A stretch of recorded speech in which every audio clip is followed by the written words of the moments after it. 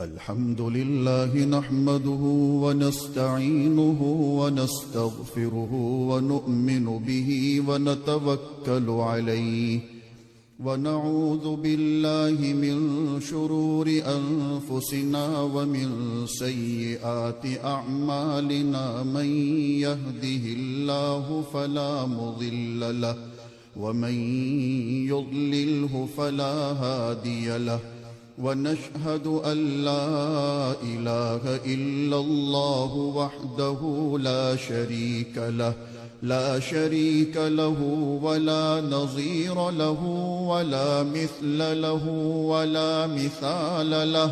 ولا وزير له ولا مقارن له ولا مكاظم له ولا مداني له ولا مضارع له ولا جلد بلد جسد رسو جزو نضو عضو له ولا مقارن له ولا مكاظم له ولا مساوي له ولا مقابل له ولا مناظر له ثم نشهد أن لا إله إلا الله وحدة السبحان ووحدة الرحمن ووحدة الإعلان ووحدة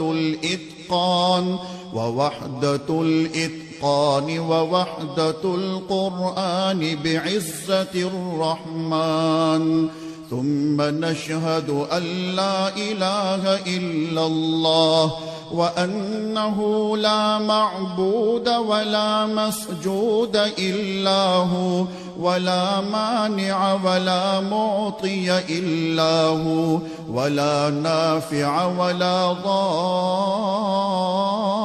إلا هو ولا كاشف الضر والبلاء ولا مجيب السؤال والدعاء إلا هو ولا ناصر ولا نصير ولا قادر ولا قدير إلا هو ثم نشهد أن سيدنا وسندنا ونبينا ومولانا مؤيدنا مخدومنا منظومنا معصومنا مقسومنا مقصودنا أجدر الخلق جديرنا أعظم الخلق وأشرف الخلق وأحسن الخلق وأجمل الخلق وأكمل الخلق وأنور الخلق من الحسن والصدارة والولاية والحكاية والعناية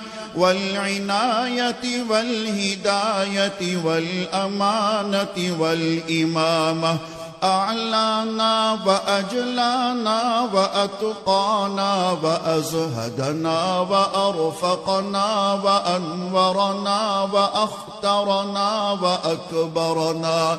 أحمر أنور أجدر أطفل أوثق أنور أجمل أكمل له ثم نشهد أن سيدنا وسندنا وشفيعنا وشفيقنا خاتم الأنبياء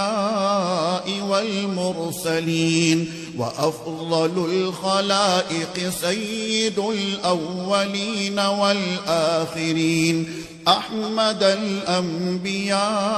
محمدا عبده ورسوله الذي أرسله إلى الناس كافة بشيرا ونذيرا وداعيا إلى الله بإذنه وسراجا منيرا وصلى الله تعالى على محمد المصطفى والمنتقى والمجتبى وعلى آله وأصحابه وأزواجه وأتباعه أجمعين إلى يوم الدين. أما بعد فأعوذ بالله من الشيطان الرجيم. بسم الله الرحمن الرحيم. وما أرسلناك إلا رحمة للعالمين.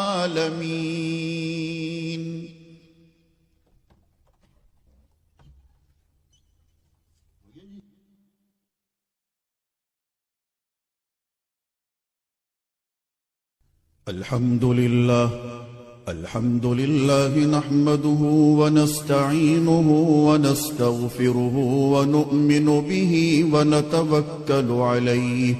ونعوذ بالله من شرور أنفسنا ومن سيئات أعمالنا. من يهده الله فلا مضل له ومن يضلله فلا هادي له،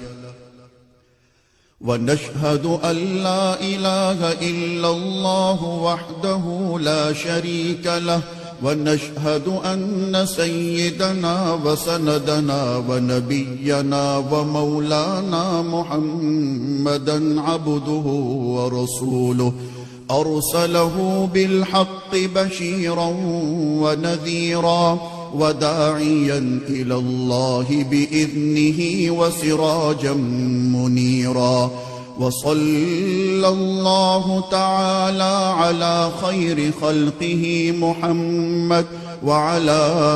آله وأصحابه وبارك وسلم تسليما كثيرا كثيرا. أما بعد فأعوذ بالله من الشيطان الرجيم. بسم الله الرحمن الرحيم. إن الله وملائكته يصلون على النبي يا أيها الذين آمنوا صلوا عليه وسلموا تسليما. اللهم صل على سيدنا محمد وعلى آل سيدنا محمد بعدد من صلى وصام،